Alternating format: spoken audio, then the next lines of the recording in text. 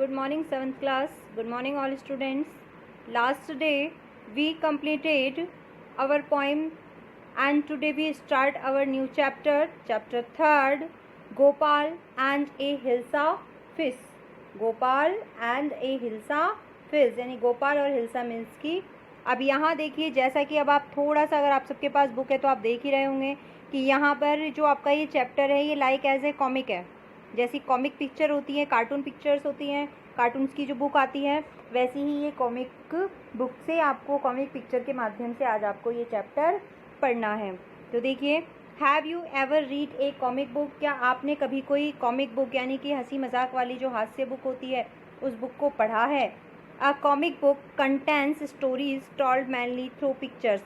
क्योंकि एक हास्य का जो बुक होती है, एक कॉमिक जो बुक होती है, उसकी सबसे खासियत ये होती है कि कॉमिक बुक की ज़्यादातर चीज़ें जो हैं वो पिक्चर के माध्यम से बताई जाती हैं, और वो पिक्चर जो है वही जो है वो पूरी कहानी को दर्शाती है। तो आज हमारा जो ये 3rd चैप्टर है, जिसमें आपकी एक स्टोरी दी गई है, Gopal and the hilsa fish, यानी गोपाल एवं हिल्सा मछली की कहानी, यह भी आपको इन कॉमिक पिक्चर के माध्यम से दी गई है, जिसे हम आज स्टार्ट कर रहे हैं।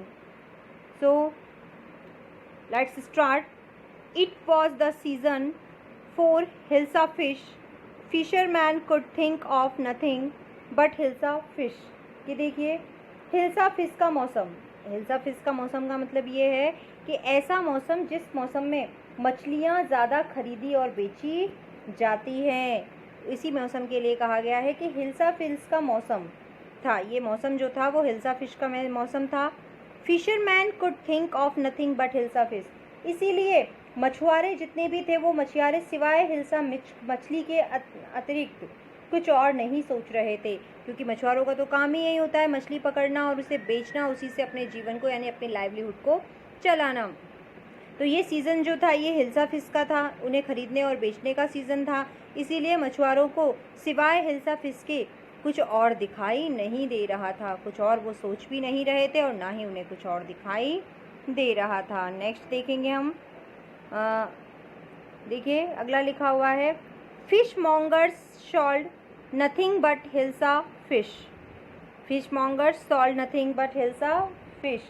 कि मछली विक्रेता, फिश मॉन्गर्स का मतलब है मछलियों को बेचने वाले जो थे, मछली विक्रेता, वह उस मौसम में, उस समय में हिल्सा मछलियों को बेचने के अलावा कुछ और नहीं बेचते थे, सिर्फ वो हिल्सा मछली ही बेचा करते थे, हिल्सा फिश ही बेचा करते थे। Come by the price of hilsa is down today. वह कहते थे कि आओ और आकर खरीदो, आज हिल्सा मछली की कीमत कम हो गई है, आज ये बड़ी सस्ती में मिल रही है, आओ और हिल्सा जो फिश है उसे खरीद कर ले जाओ। House holding could talk of nothing but hilsa fish. कि देखिए, गृहस्थ व्यक्ति भी उस समय में हिल्सा मछलियों के अलावा किसी और बारे में बात नहीं करते थे। हाउस होल्डर्स यानी गृहस्थी संभालने वाले जो लोग हुआ करते थे, गृहस्थ लोग जो होते थे, वह भी उस समय हिल्सा मछलियों के अलावा कोई और बात नहीं करते थे। हाउ मच डिड यू पे for that hilsa?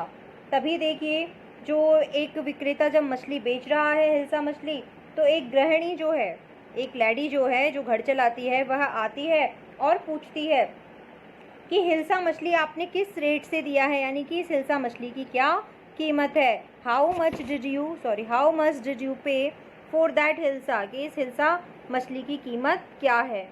Wouldn't believe it if I told you. तो तभी देखिए, वह उसके जो हस्बैंड है, जब उसे वो खरीद कर लेकर आते हैं हिल्सा मछली, तो वह अपनी पत्नी से कहते हैं कि तुम विश्वास नहीं करोगी जब मैं इस हिल्सा मछली की कीमत के बारे में तुम्हें बताऊंगा। तो देखो, पिक्चर में आपको साफ दिखाई दे रहा है कि यहाँ ये जो पर्सन है, इससे पहले वाली पिक्चर में ये क्या है, हिल्सा मछली खरीद रहा था। अब ये हिल्सा मछली खरीदने के बाद वो अपने घर पहुँचा है, तभी उसकी जो वाइफ है वो उससे पूछती है कि हिल्सा मछली की किस कीमत पे लेकर आए हो।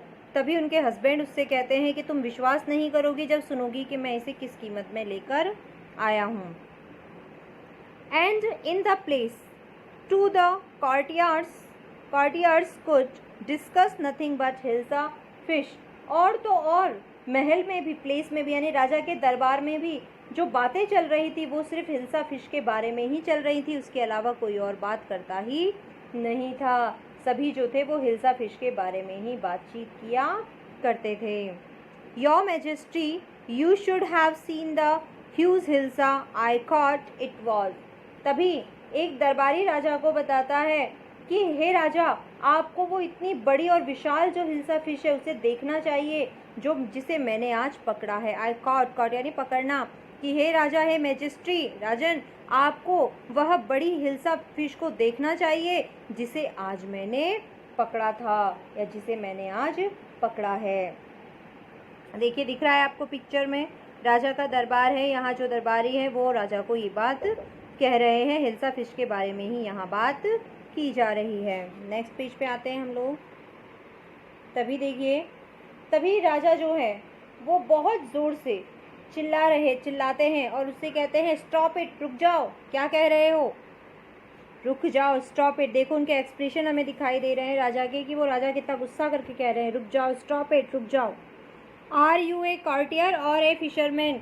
क्या तुम एक दरबारी हो या फिर एक मछुआरे हो? साफ साफ पहले ये बताओ कि क्या तुम कोई मछुआरे हो या फिर मेरे दरबारी हो। ये बात बिल्कुल क्लियर कहकर बताओ। यहाँ आपको देखिए इस कॉमिक पिक्चर में राजा के एक्सप्रेशन साफ दिखाई दे रहे हैं। राजा गुस्सा करके कह रहे हैं कि तुम मछलियों के बारे में बातचीत कर रहे हो और कह रहे हो कि तुमने मछलियाँ पकड़ी हैं, तो तुम एक दरबारी हो या फिर मछुआरे हो। नेक्स्ट देखेंगे। The courtier fell silent with downcast eyes. The king felt guilty. अब यहाँ देखिए, तभी दरबारी अपनी आंखें नीचे झुका लेता है गुस्सा को। जब राजा को वो गुस्सा होते हुए देखता है, नाराज होते हुए देखता है, तो दरबारी चुपचाप खड़ा हो जाता है, अपनी निगाहें नीची कर वह अपने आप को जो है वो खामोश कर लेता है, चुप कर लेता है। तभी राजा को अपनी गलती का एहसास होता है। The king felt guilty. राजा को ये महसूस होता है कि वह तो सिर्फ मुझे बता रहा था, मैं इस पे इतना नाराज क्यों हुआ, तो उसे अपनी गलती का एहसास हो जाता है। तो राजा कहते हैं देखिए, I am sorry, I lost my temper, it is the season for hilsa fish and no one. ओ, तो तभी राजा कहते हैं मुझे खेद है, यानी कि सॉरी, मुझसे गलती हुई, मुझे क्रोध नहीं आना चाहिए था लेकिन मुझे क्रोध आ गया। और वैसे भी तुम अगर मछलियों के बारे में बात कर रहे हो तो इसमें गलत ही क्या है, क्योंकि ये तो सीज़न ही इन मछलियों का है, ये तो सीज़न ही हिल्सा फिश का है, इसीलिए लोग इसके बारे में तो बात करेंगे ही और इसे कोई रोक भी नहीं सकता, क्योंकि ये सीज़न ही कौन सी फिश का है, हिल्सा फिश का है। लेकिन मुझे गुस्सा आ गया था, इसीलिए आई एम सॉरी, मुझे गुस्सा नहीं करना चाहिए था। ये बात राजा कहते हैं। अब ये देखिए नेक्स्ट में, not even Gopal can stop anyone from talking about hilsa fish not even for 5 minutes. कि देखिए राजा, यहाँ तक कि गोपाल भी किसी को हिल्सा फिश के बारे में बात करने से नहीं रोक सकता था, 5 मिनट के लिए भी नहीं, 5 मिनट के लिए भी नहीं रोक सकता था। नॉट इवन गोपाल, और तो और गोपाल भी किसी को, can stop anyone from talking about hilsa fish not even for 5 minute, कि और तो और गोपाल भी किसी को वहाँ दरबार में किसी को 5 मिनट भी हिल्सा फिश के बारे में बातचीत करने के बारे में रोक नहीं सकता था। Oh I think I could your majesty. तो देखिए गोपाल कहता है oh I think I could your majesty, कि देखिए ओ महाराज, मैं सोचता हूँ कि शायद मैं ऐसा कर सकता हूँ।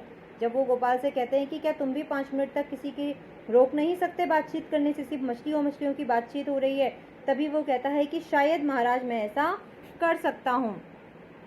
तभी राजा कहते हैं अच्छा, अगर ऐसा है तो आज मैं देखना चाहता हूँ कि तुम ये कैसे करते हो, मैं देखना चाहता हूँ।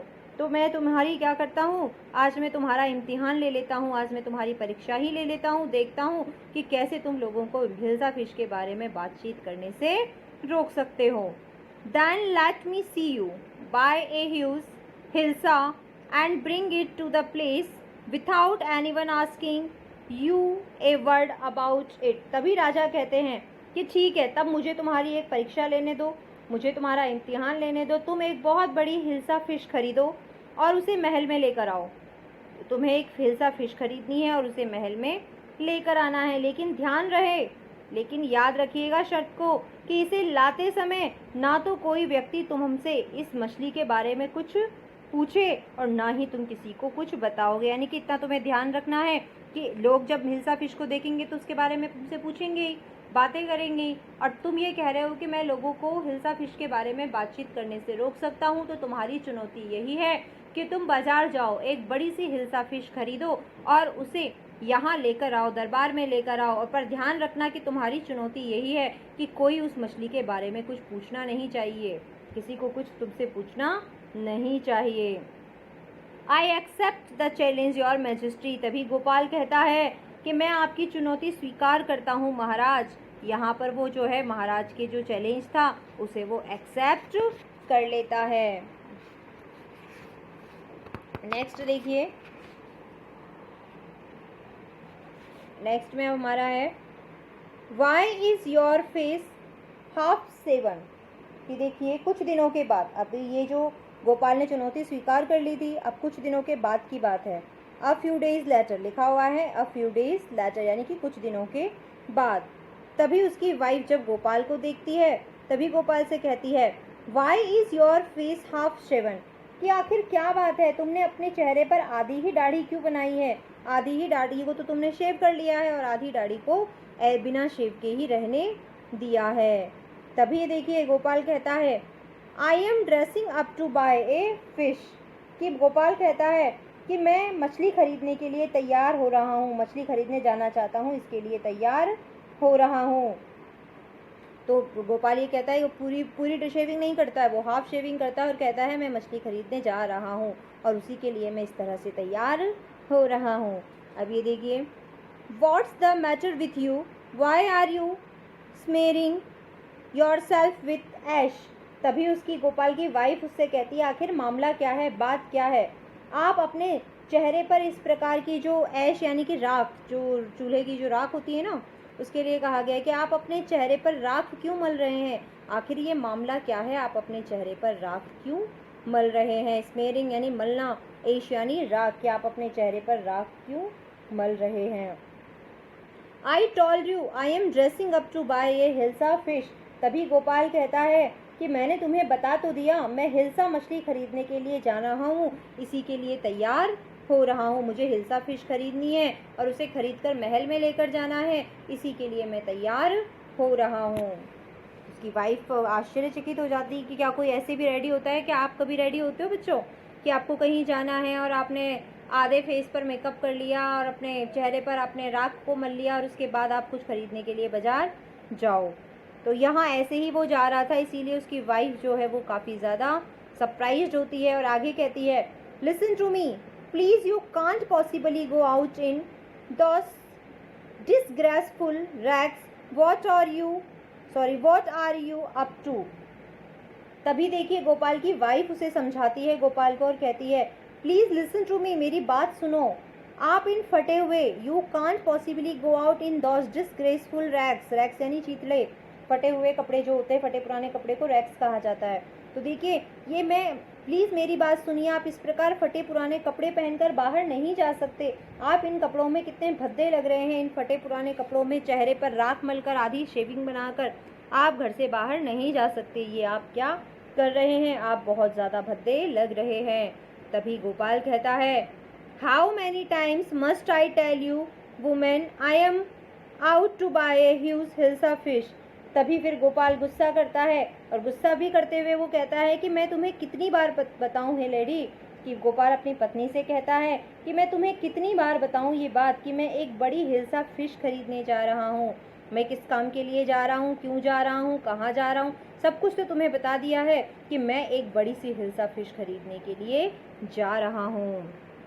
तभी देखिए it's happen to him he is gone mad. और इतना कहकर जब वो घर से बाहर निकल जाता है, गोपाल जब घर से बाहर मछली खरीदने के लिए चला जाता है, तभी गोपाल की वाइफ कहती है, यहाँ देखिए पिक्चर से आपको पता चल रहा है कि गोपाल की वाइफ ही कह रही है यहाँ पे। तो गोपाल की वाइफ कहती है कि देखिए it's happen to him he is gone mad. पता नहीं इन्हें क्या हो गया है, लगता है आज तो ये पागल ही हो गए हैं। इट्स हैपन टू हिम, पता नहीं इन्हें क्या हो गया है, ही इज़ गॉन मैड, लगता है कि आज तो ये पागल ही हो गए हैं। वो देखो कैसे देख रही है अपने हस्बैंड को इस तरह से घर से बाहर जाते हुए। Next picture, Gopal brought the hilsa fish and started walking towards the places। Place. कि देखिए अब गोपाल के द्वारा हिल्सा मछली खरीद ली जाती है और हिल्सा मछली खरीदने के बाद जो गोपाल है वह महल की तरफ चलना स्टार्ट करता है, महल की तरफ जाना शुरू करता है।